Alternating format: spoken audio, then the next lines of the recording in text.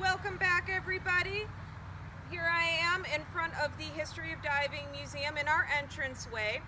So to continue talking about a little bit of the why we don't take artifacts out of the water, I have two prime large examples of why we do not do that. The first of which is this wonderful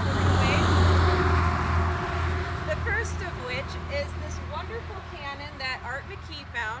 It was actually from the 1600s British naval ship, the Winchester. Now, as you can see, it doesn't look like it's fared too well.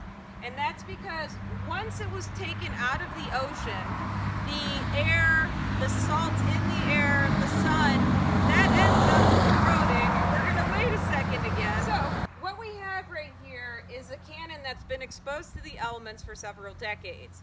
And what happens over time is it's rusting and chunks of it are falling off, one of which I found right underneath it, so it's probably from the bottom side.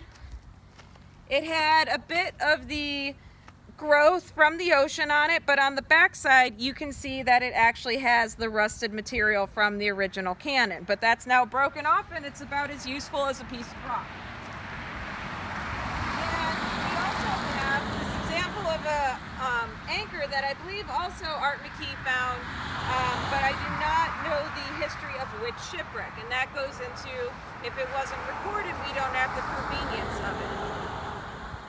Now, at this point in time, all we can do is enjoy these artifacts while they exist. They were not properly preserved in the first place, whether that was due to lack of knowledge, lack of technology, or the lack of tools that are needed to actually preserve these kinds of artifacts of this size.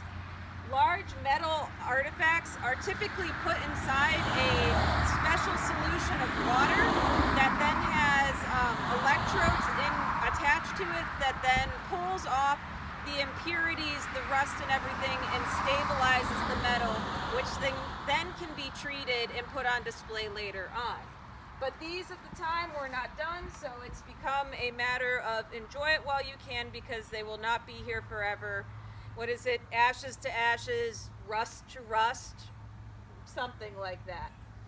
But it's a prime example of why, unless you have the proper tools, the proper resources, you do not want to take things out of the ocean environment, even in freshwater environments, without the proper stabilizing materials, because otherwise you will have artifacts like this, and as you probably have seen throughout the Keys and really any coastal community, anchors, cannons, all kinds of different things that are just slowly rotting due to the courses of time.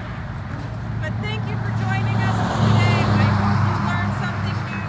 Like I said, I'll include the information if you have questions or if you have something you do want to report. There's the folks at NOAA and the Florida Public Archaeology Network that are more than happy to help out with that. Remember to like, share our posts, and if you've got any questions or comments, leave them down below, and we will see you guys for the next video.